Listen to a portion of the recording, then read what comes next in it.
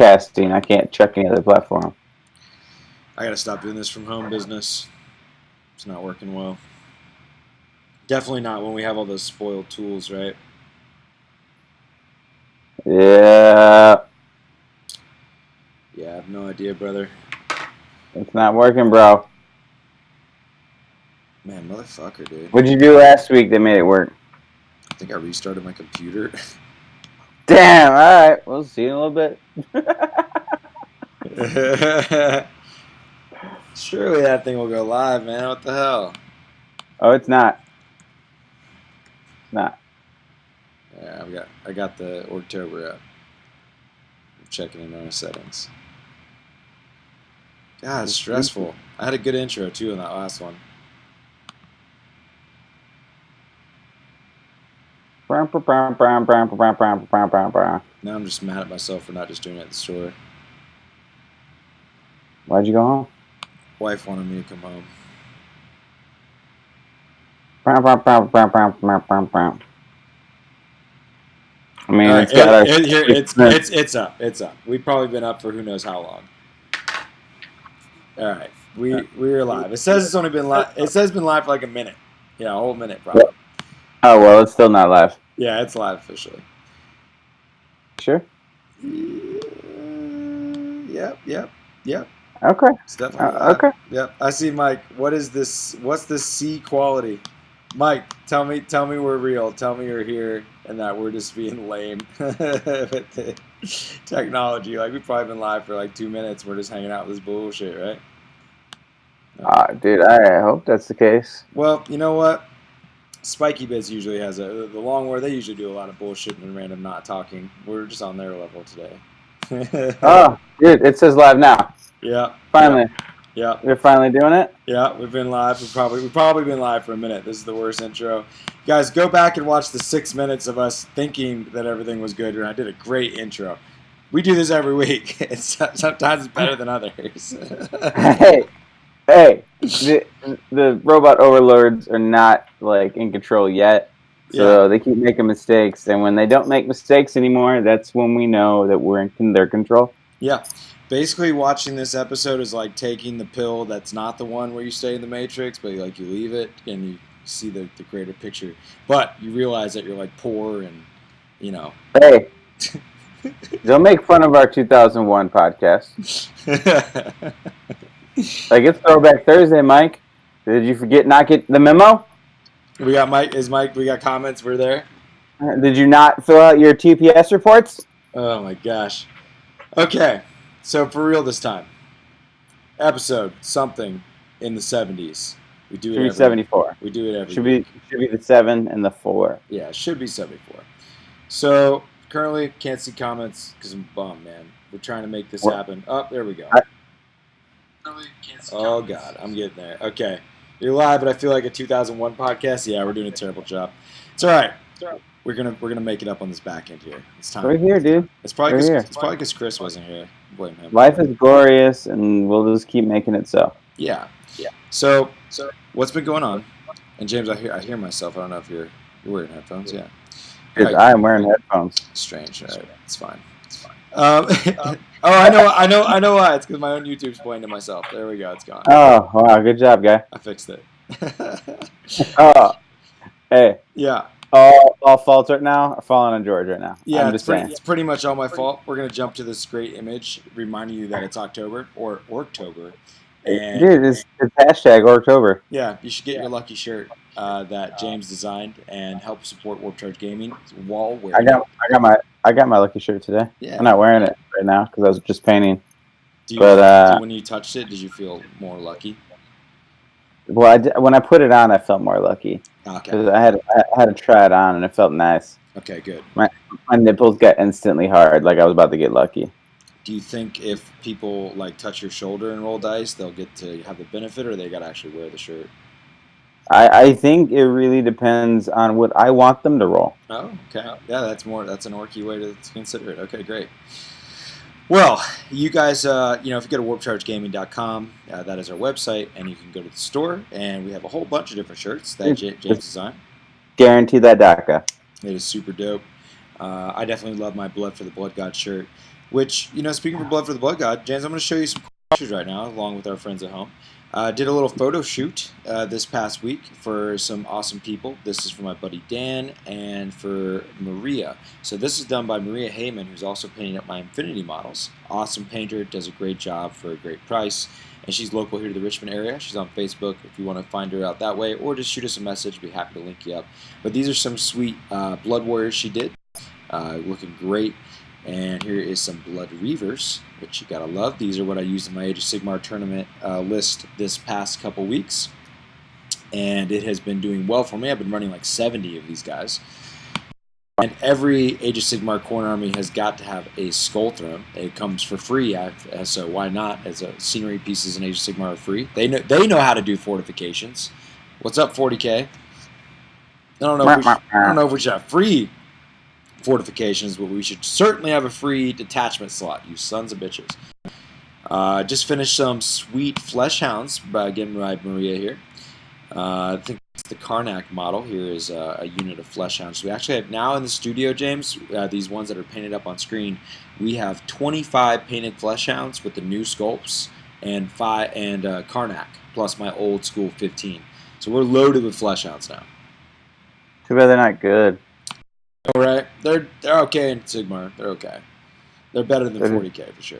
Oh, they're so bad in 40K. Yeah, too bad they're not good. And it's like the only reason why you would take them is because you have the extra points to fit in a Deny the Witch.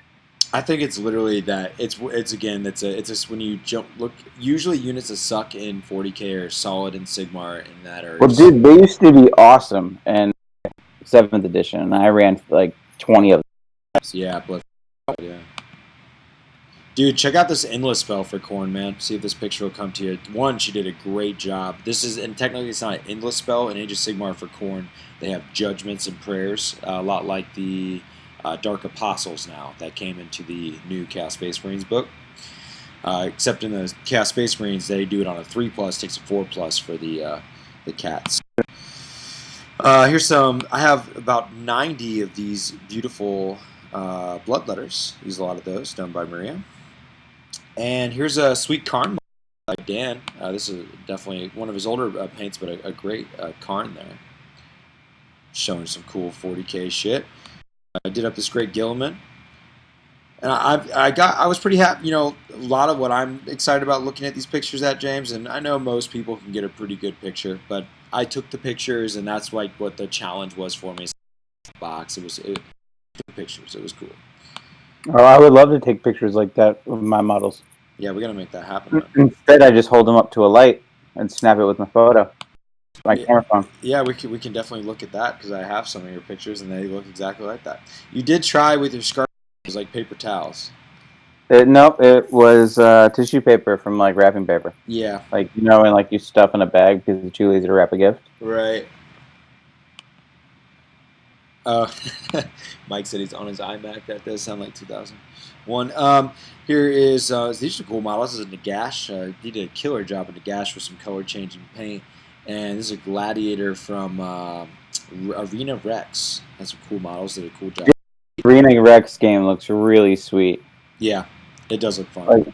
Like the whole Coliseum aspect. It's super super tiny scale, and like there's just dope models. Yeah. And every time I've seen it. Never seen anyone actually play it besides like a little demo at cons, but every time I've seen those models, they are just painted to like just the highest standards. Yeah, they're good models that deserve it too. So speaking of cool things, let us show you. Let's show you James' work. Here's James's latest and greatest. So we got a Demon Prince of Tzeentch there with a bunch of cool special touches to it and conversion. And then we showed his Scarbrand from last week that I just threw up there for a little doubleheader there. So let's talk about this Demon Prince, man. It's been blowing up on the Thousand Suns page for Warhammer. People are really loving the scheme and the richness and dynamic of the blue, the wings, obviously the scrolls in his hand. Like tell us about your process and what went down here. I made a Demon Prince. Yeah, you did. And it's Tzeentch. Yeah, you did. And yeah, it is. The Demon Prince kit has really bad wings, bro. It's a great thing that they sell other models with really cool wings. Right. So I use that other model's wings, put it on this Demon Prince. Now I got this whole other model that without wings that I'll never use. But this guy's got cool wings now. Yeah. So where did the wings come from? I don't know. I don't know what the model's called, bro. Oh yeah. I wish I could help you. I might have a box around Is here. it GW or? I do have the box. Yeah. All right, you made me get the box. It is. I don't even know how to pronounce this. All right, it's this thing. A Rheincore. A Reichenor. Yeah, sure. Your guess is as good as mine, bro. Grimhaler. Yeah, that's a interesting, cool choice. Yeah, so I told you I wanted this model from Battlegrounds, and I just wanted it for the wings. Yeah, I don't have. Let's see. No. Yeah, my buddy Dan had painted up one of those guys too. Yeah, it's freaking sweet, man. Yeah, so it makes really cool wings. They're like the same size as the Demon Prince ones, but have a way better like look to them over that like dumb like flex and then like fat like ugh. It's just an old model, so like those are just way sweeter wings. His belt is from the Lord of Change. It's the Lord of Change's belt. Smooth. So I had one laying around from an old Lord of Change. It's the alternate, so I used that. His head is from the Lord of Metamorphosis from Creature Caster. What was it, like 2 weeks ago? We showed the Demon Prince I did from Creature Caster. Yeah. This is the alternate head for it. So instead of trashing the head, I liked it better than any of the GW heads, so I used that. For the paper, it is paper. That's just what it is. It's paper. But you made it look all like parchment-y. Yeah, so I took a piece of paper, I put a lot of glue in it, and then I folded it in half. And then I let it dry, and then it was just a thicker piece of paper. And then I put glue on one side, so it became like a plastic on one side. And then when that dried, I flipped it over and did the same to the other side. So then I had like a card stock. And then I cut it into pieces, and I painted it. That's awesome.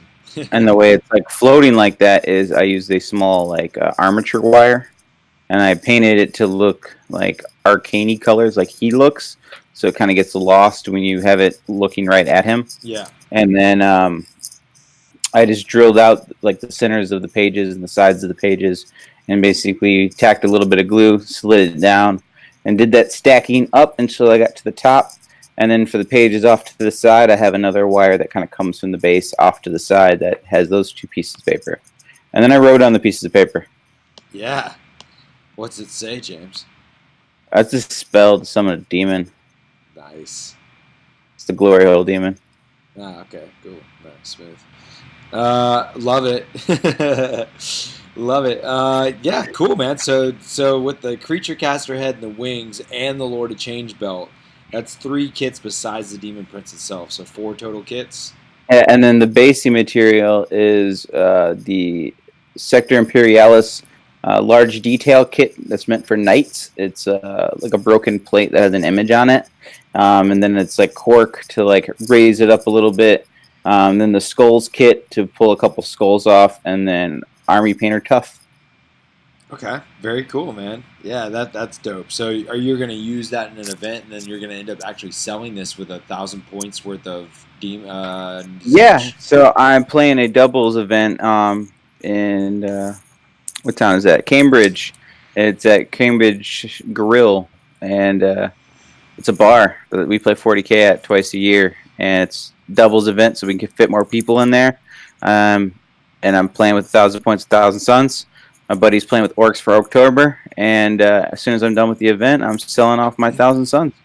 That's gonna be fun. Tell us a little bit. So, what you gonna do? Zangors along with the jumping boys.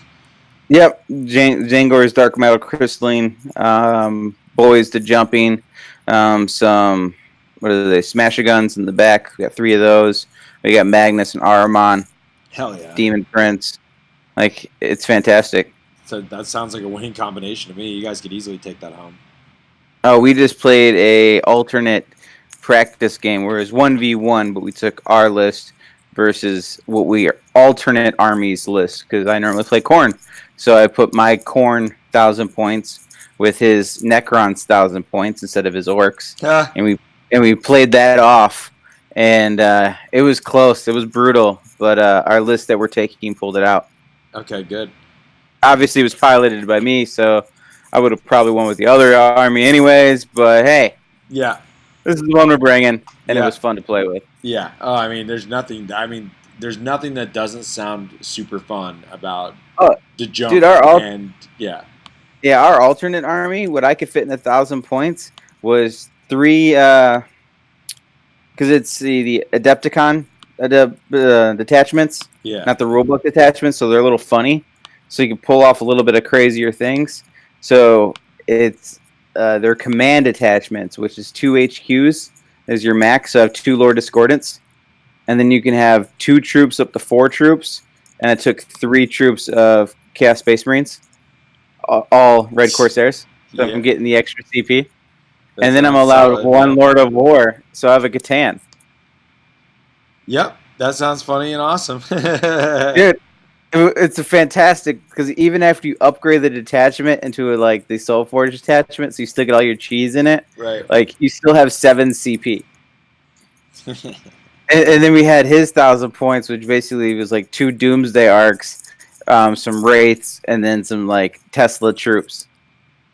And it was just awesome. Yeah, it sounds like a good Like time. it was so scary looking across the board, like with all that stuff, just deleting units of boys a turn. And then I'm going in there just like deleting units at a time. And it was just all that was left was the 2 Doomsday Arcs on top of a building because I couldn't get up there to charge them, which is a perfect segue I into the new know. ITC rule. That is a great segue, which I was just thinking, another thing that happened over this week I hadn't began to touch on or even talk about is that there's been an FAQ, but maybe that's why we're not excited about it is because there wasn't a lot said in it. Yeah, But I mean, it was like nothing. well, they did sneakily that this Monday, the last day of the month, they added to it. Oh, yeah? And some people were pretty butthurt about it because the thing that they added to was the new Ultramarines like Whirlwind combo where they were using like this relic Whirlwind stuff with this one character, and they were like, nah, this tank Forge World doesn't get the Whirlwind keyword. Ooh. And people were like, ooh, I'm butthurt. Ooh, I'm butthurt. I just got my whirlwinds. Mine aren't even here yet, and they're not coming from eBay. Yeah, exactly. That was kind of how it was. Right. I mean, it still has all the goodness. It's just this one character within the Scorpius tank doesn't get the Whirlwind keyword. It was a little cheesy. People knew it, and it ruffled some feathers because it was like unannounced, like after the FAQ already dropped. Well, I know my heart was broken when I immediately, before I even looked at the FAQ, I went right to the part where they updated Space Wolves, and I quickly scrolled down and saw Imperial Armor was not updated, got bummed, went to Space Wolves, got more bummed. I wanted really bad Lucius Pattern Drop Pods and Carabidus and the Dread Claws. I wanted them to be able to come in turn 1. Excuse me. Nope. Nope. So still sad about that. I got scared when I saw in the Space Wolves the Beast do not get the +1 attack from Shock Assault. And then I was like, oh my god, are Wolf and Beast? Oh my god. And they were not, thank god. I almost got so upset had they took away +1 attack from Wolf and I would just fucking threw the book at the wall.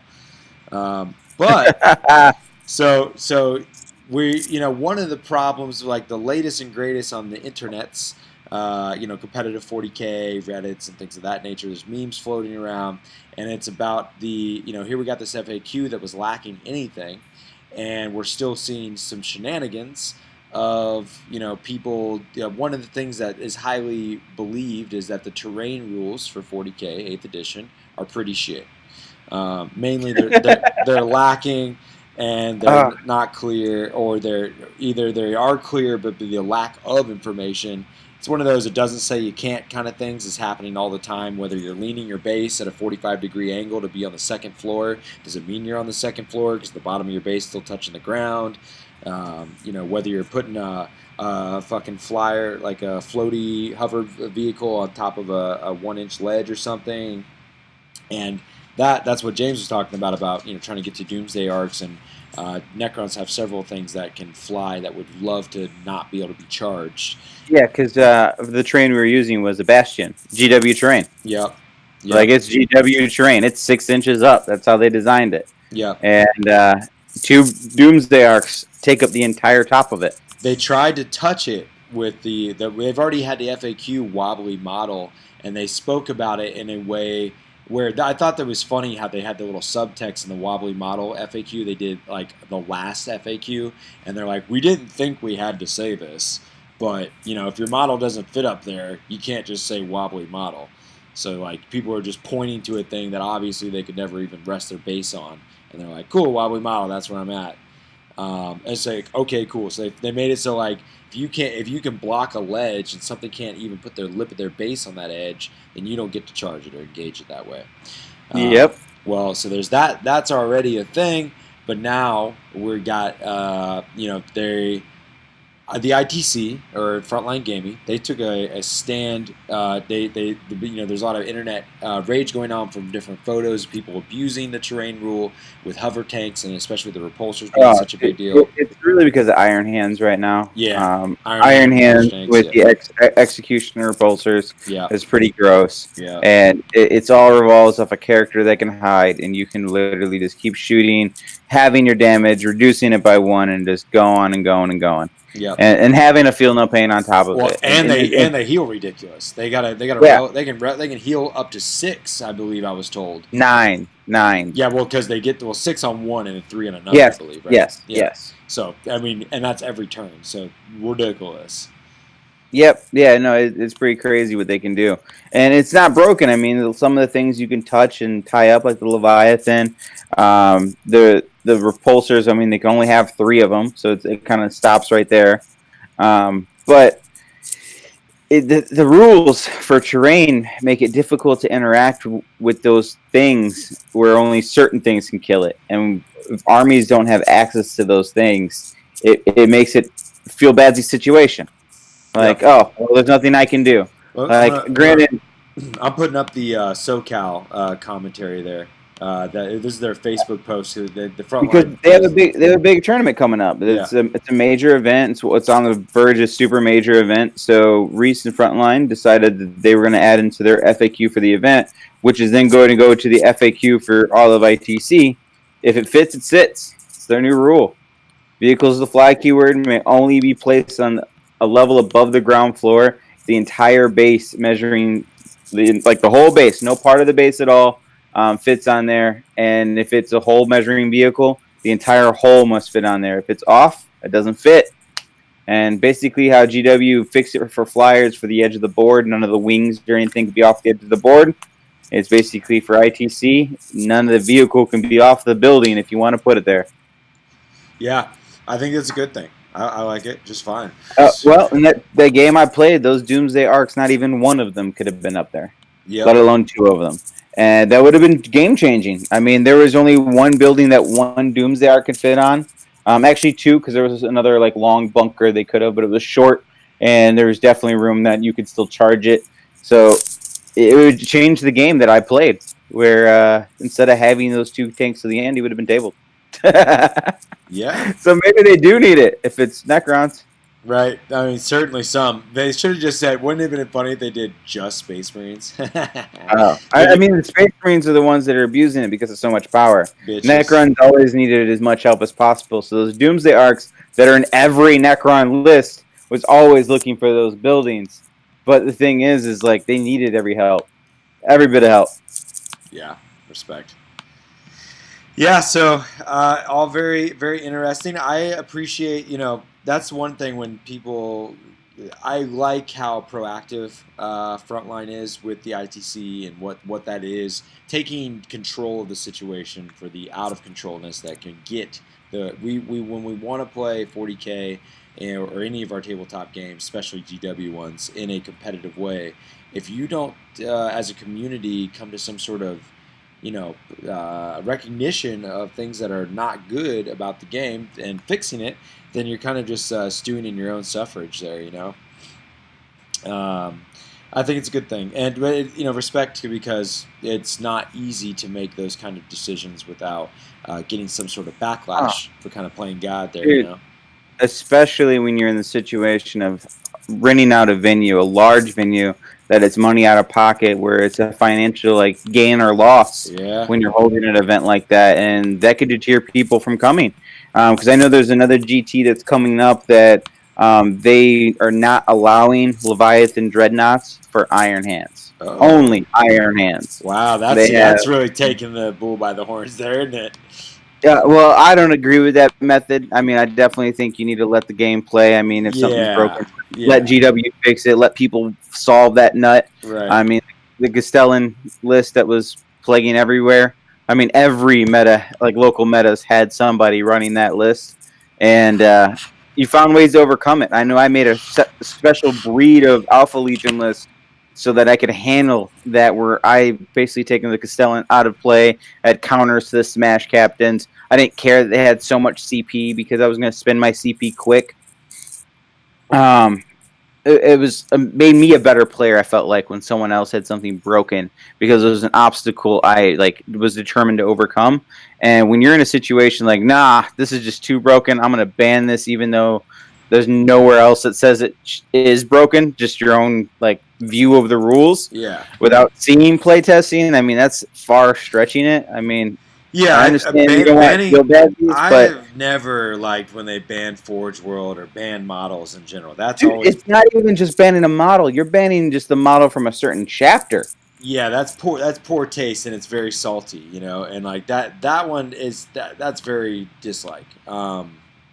Even though But like you know like it's interesting both Nova and both you know just in general these major events Adepticon Nova LVO anything Frontline Gaming these guys often have playtesters, you know, and they're very in communication and tight with GW, and they can just send a text or a Facebook message to the designers, you know, and you wonder how much is intertwined or how much they have a conversation with them about it, and maybe what kind of, you know, obviously they're signed to silence, so they might be like, GW might be like, hey, yeah, I hear what you're saying, appreciate it, and like just take it. This is one that we agree with you, and we're gonna be in. I feel like what we see at these events happen is a precedence for what's going to be mandated overall as a beta rule into a full FAQ.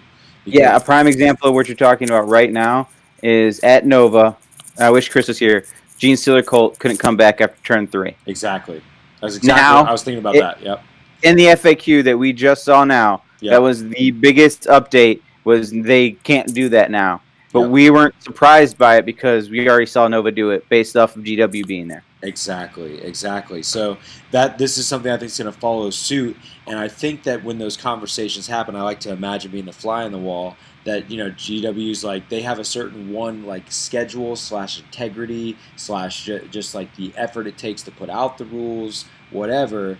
Like they're going to stick on this schedule one way or the next, and they're going to be working with their design team and everything, like letting them, because like in a sense, this is the beta of it happens that way at this tournament. It like, is this something that we should take into account? If the ITC is doing it, we run ITC events, so we will be following suit. In that Facebook post, did they say it was ITC official or just for SoCal so far? SoCal and LVO so far.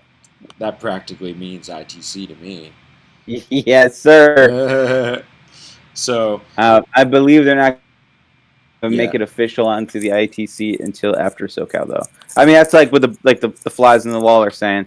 yeah, I think that I need to go ahead and get up front and post on our tournament page that you know we're going to be applying that same thing. So I think we should. Oh, I agree. Tournaments should be applying that unless you have terrain that like supports otherwise, or you already have a house rule like Nova where you can't be on top of the L's. Yeah.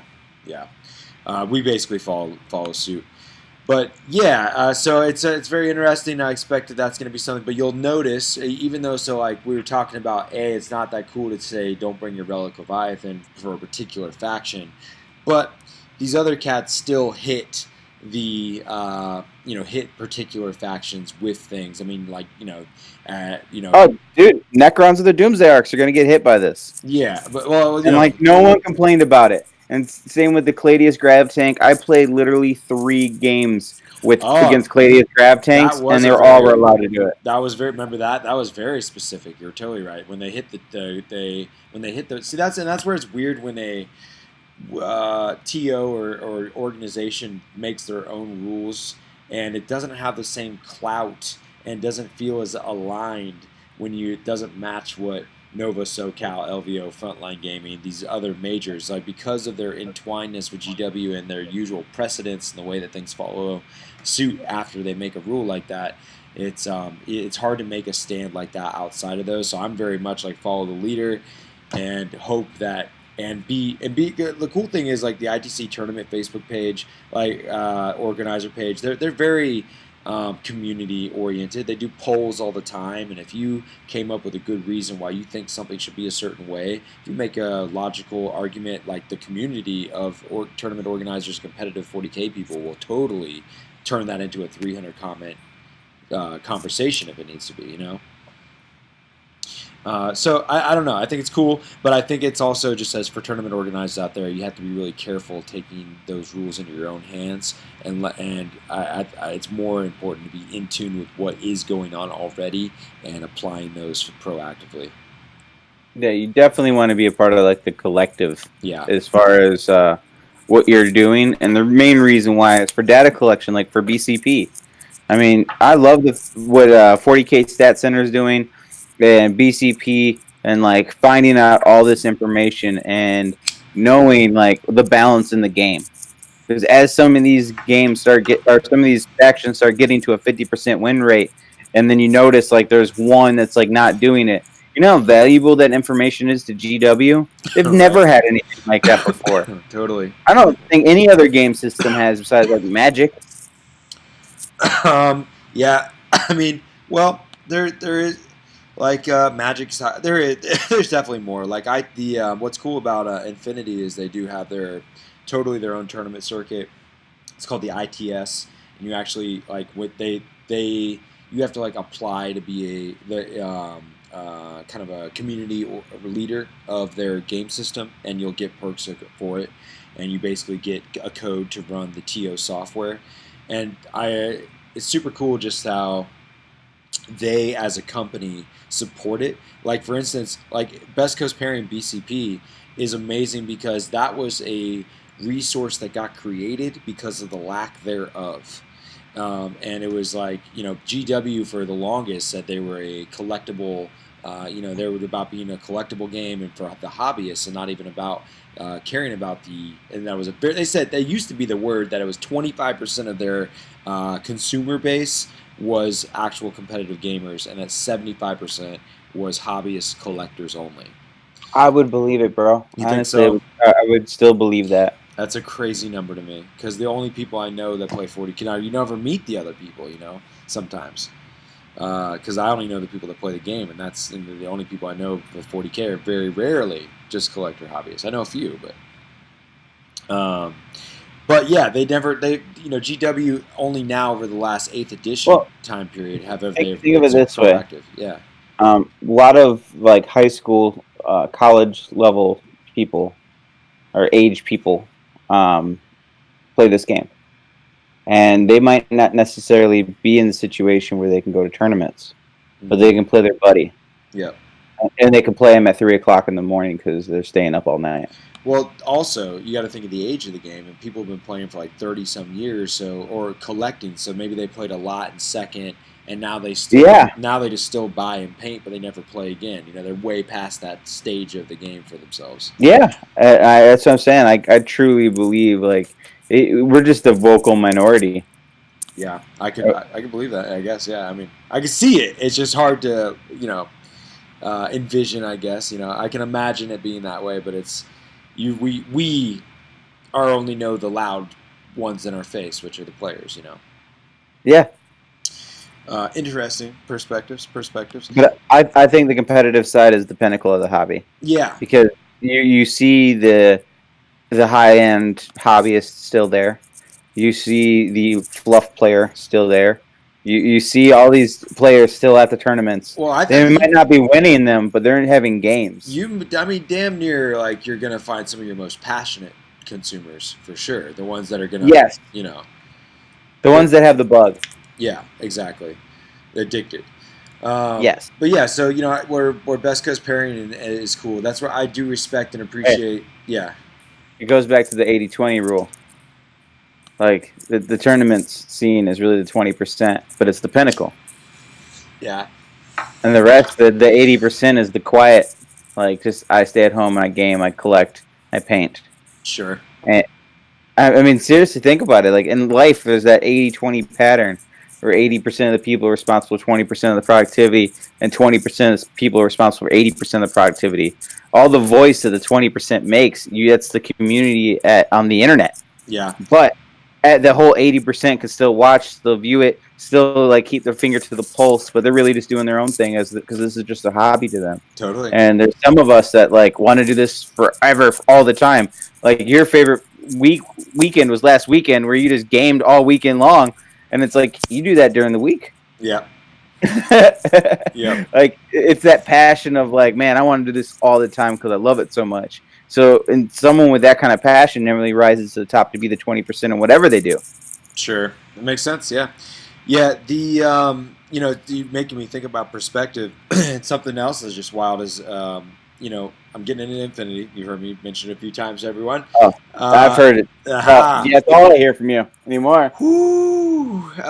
What a game! What a game! But like, dude, at Battlegrounds, what a setup, right? Like, we have so much amazing terrain, and to like have official Infinity terrain, like it has to be able to open. Like, you need to be able to get inside of each level. It's very modular, stackable.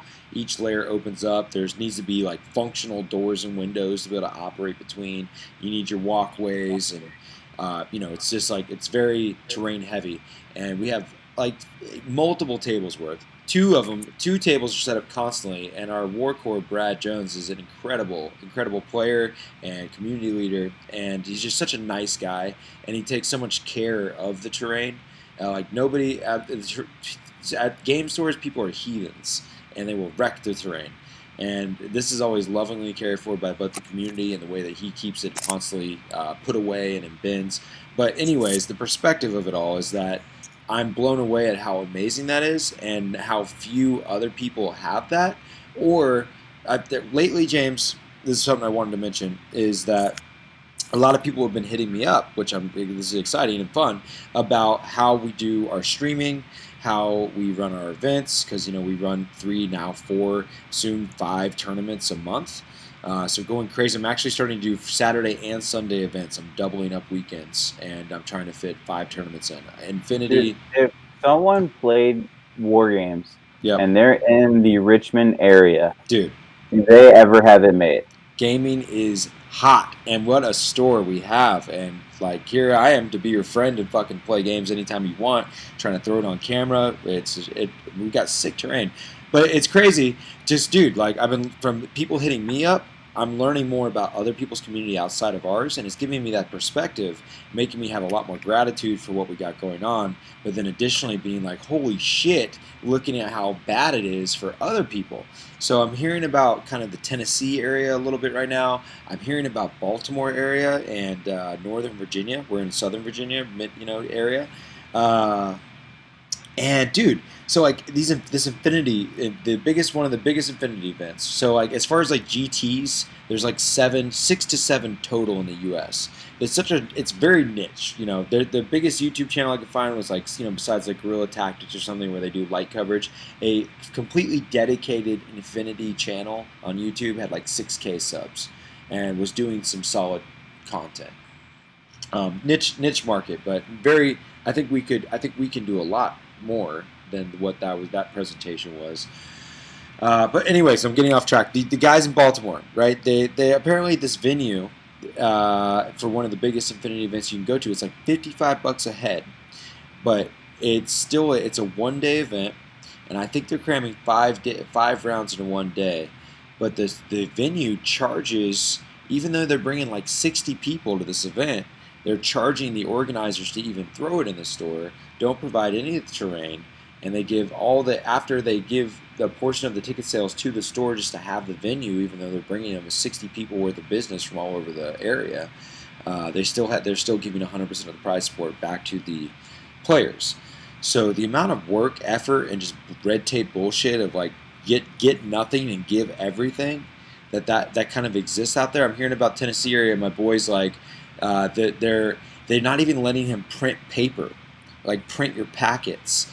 They're like he's trying multiple stores. They want them to TO for no give back.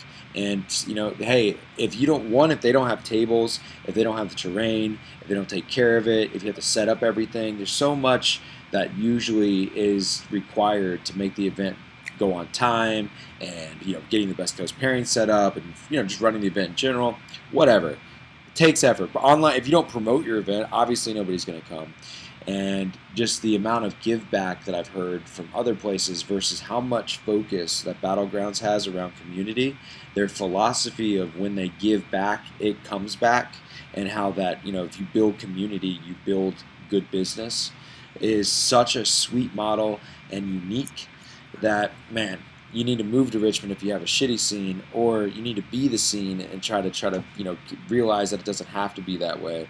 But or if you're hopefully, I would love game store people to watch our show and get inspired to believe that they can have a better return than they may expect. They might be underestimating the return that they could have in building a miniature wargaming community.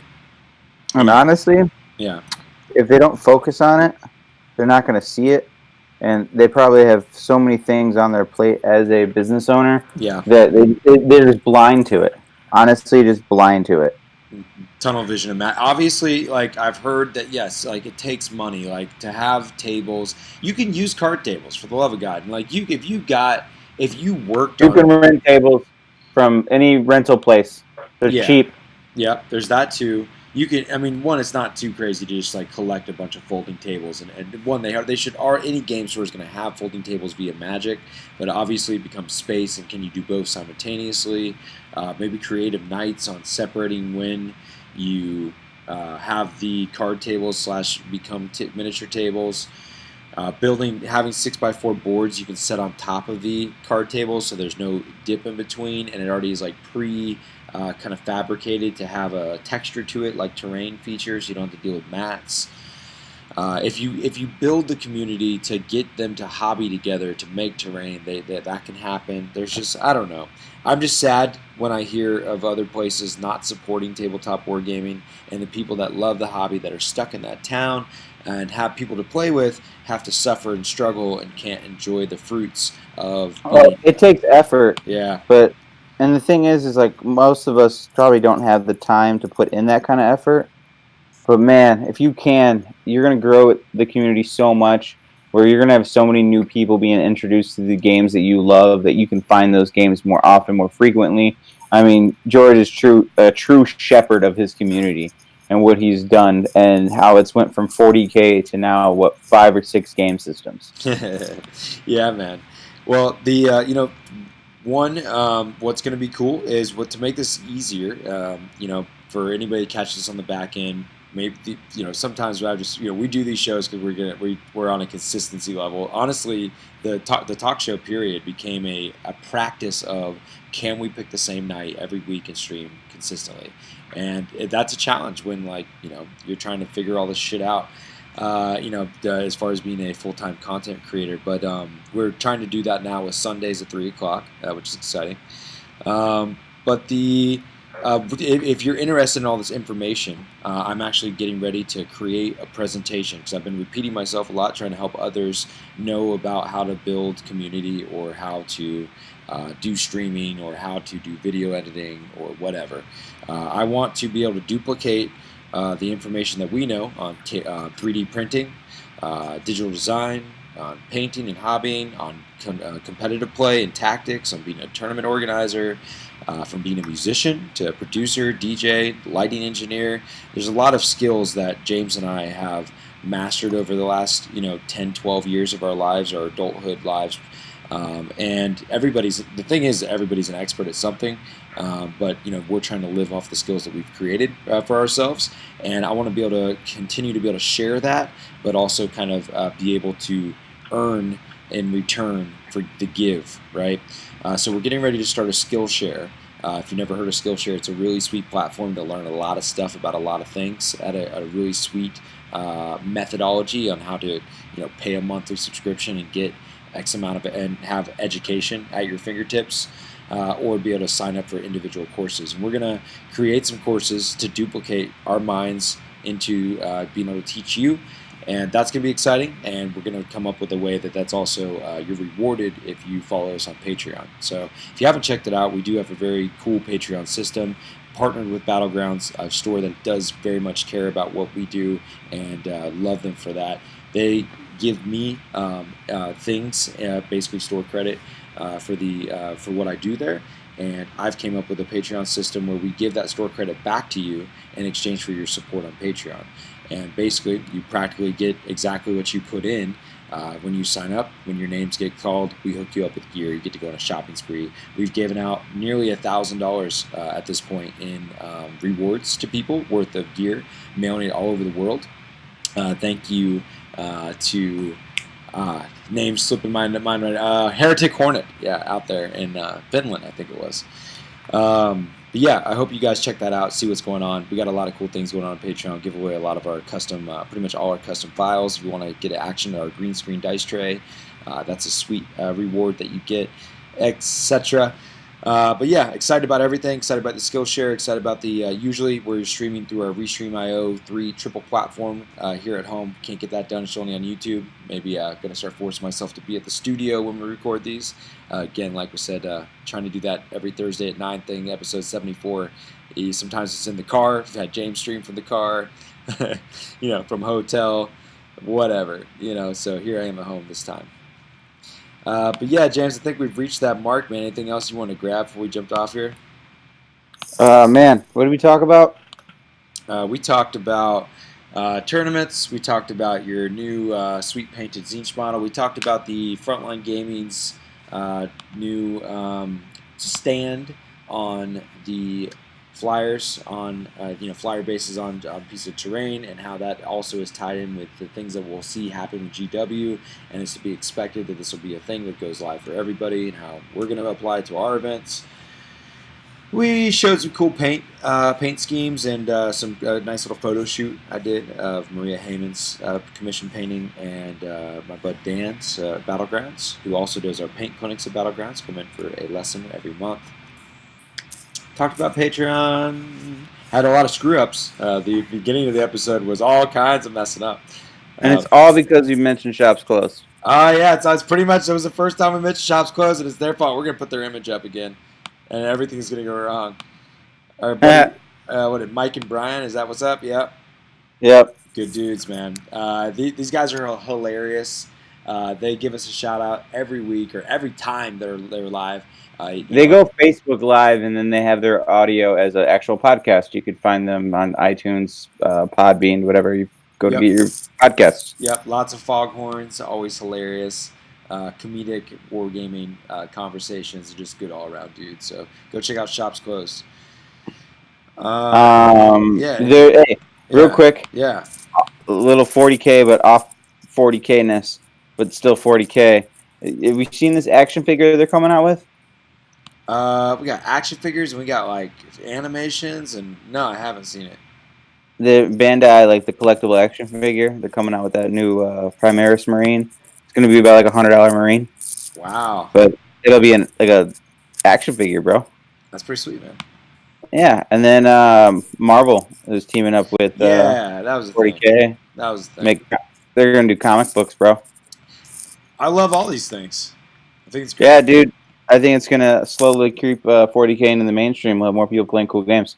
Yeah, man. Totally. I'm excited, man. The hobby's in great places. I'm actually kind of happy about the FAQ not being too dramatic. I mean, for where I'm at with my corn army, it just makes everything stay the same. And going into the new year, like hopefully Chapter Proof doesn't rock the boat too much. And I might have a completed, beautiful display army for Adepticon. Yeah, gotta love it, man. And also, just to make sure if anybody was interested in that beautiful Zinch Demon Prince, James is going to be popping up on eBay, that whole 1,000-point Zinch army. And if you guys would rather just skip that whole process and shoot us an email, admin@warpchargegaming.com, admin@warpchargegaming.com, and just shoot us an email and we can talk shop about getting you set up with that. Again, we are starving artists, and James paints and tries to make some cash, does digital designing if you guys want to get anything done that way. and I am here to teach you anything I know. And I really appreciate you in general for just checking out what we got going on, and any additional support you want to provide, whether it's getting a t-shirt, getting some dice, or joining our Patreon and getting hooked up in return. We greatly appreciate everybody. But it's been a good time, James. Yep. I hope Keep you taking fun guys, serious, guys. yeah, that's what I'm saying. Keep taking fun seriously. We'll catch you next time. See you guys later.